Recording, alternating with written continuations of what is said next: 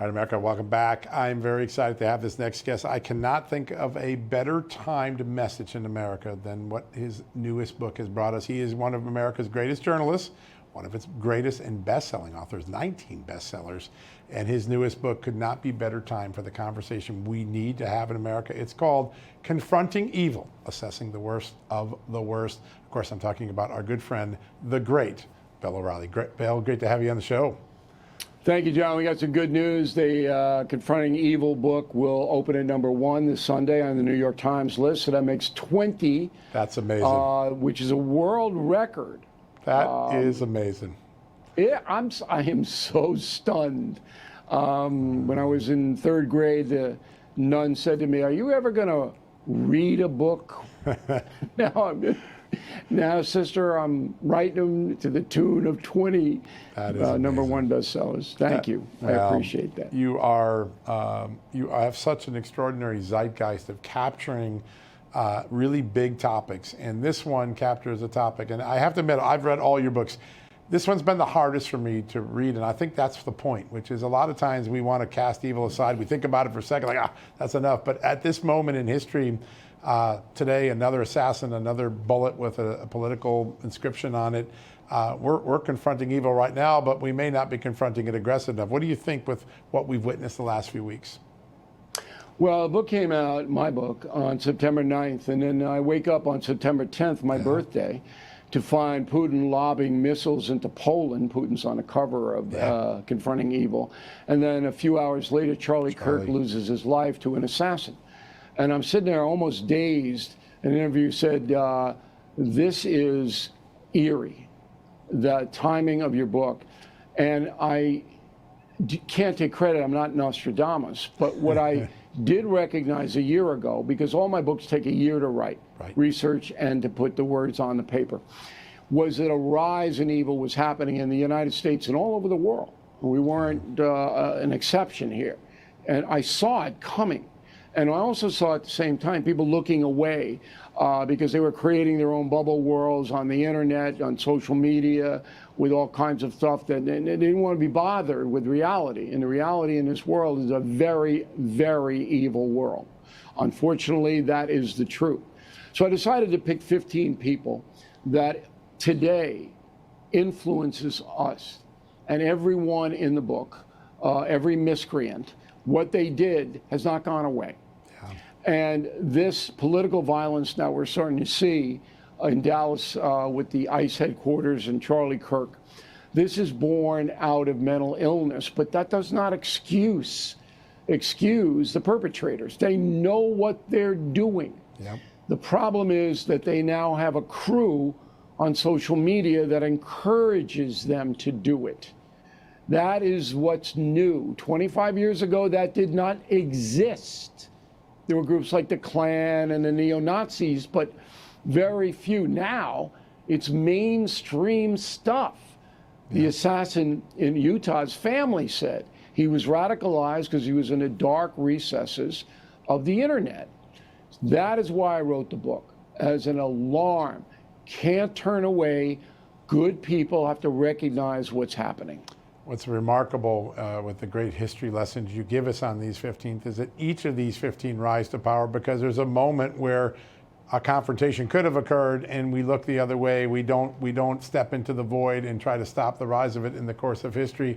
That's the moment I think we find ourselves in America right now. What do we do at this moment where you've got gaming communities and social media rings and other places where people are being weaponized to go out and commit evil things and it makes it mainstream? How do we address that? Because right now I don't feel like we've had the national conversation we have to have. Well, I was talking to Sean Hannity about this today. And I said, look, somebody in a very high-profile media position has to put together a coalition of the willing to stop the hate. And it's got to come out of the mainstream media. It's got to be inclusive of both sides. And that message has to be drummed across that we're not going to do this as Americans. We're better than this. This is not what our country is. But it's got to be driven by the media. And now that would be 180 degrees different than what we've seen since the rise of Donald Trump in political circles. He brought all of this hatred. It's not his fault, although he can be very provocative, as everybody knows. Yeah.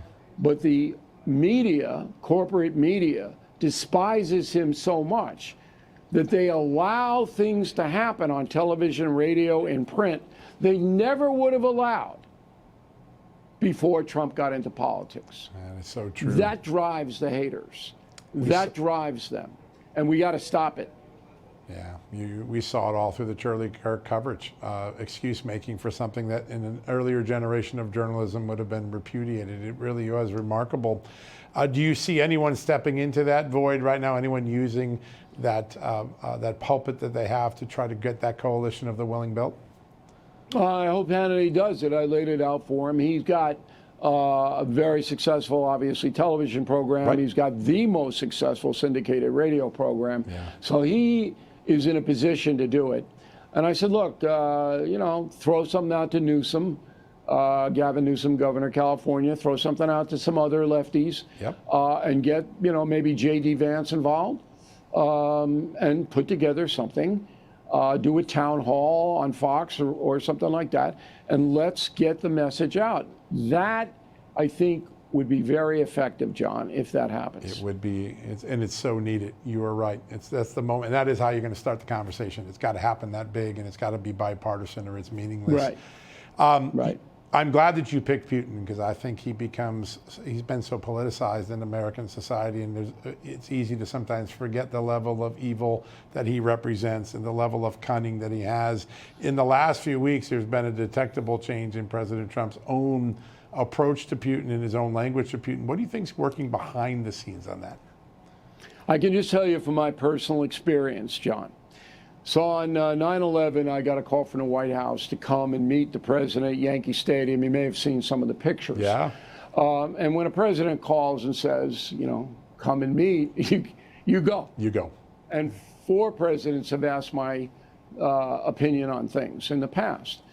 So I said, sure, I'll meet the president. It's a free buffet dinner, and I'll watch a baseball game. And when I got there, I was sitting next to Donald Trump at his request.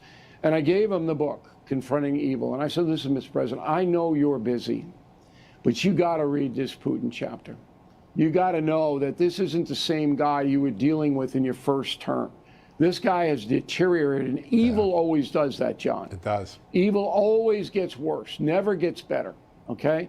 And I said, he is a psychopath, and he would use nukes, in my opinion, if his back's against the wall. So your strategy might have to be rethought. Because Trump did what he always does. He tried to make a fair deal. Yep. He was respectful to Putin. He didn't browbeat him, didn't humiliate him, but it didn't get him anywhere. Now, I think the president is rethinking this whole thing. So if I can be of a small contribution there, I do it for my country. But that's what happened. Well, that's what makes this book so powerful. The things we haven't been thinking about, things we aren't talking about, you force us to talk about. We do that with all of your books, but this one, it comes, Bill, at such an extraordinary time in our history. I've enjoyed every word I've read. I'm not all the way through it yet, but I'm enjoying every bit of it. And you have done, once again, your country an extraordinary service. It's a great honor to have you on the show, my friend. Thank you. John, it's always a pleasure to talk with you, and you are an excellent reporter and a great contributor to the welfare of our country. Thank you, sir. That means a lot coming from you. Everybody, go get this book, Confronting Evil. It is a must-read at a crucial moment in American history. We'll have more right after these messages.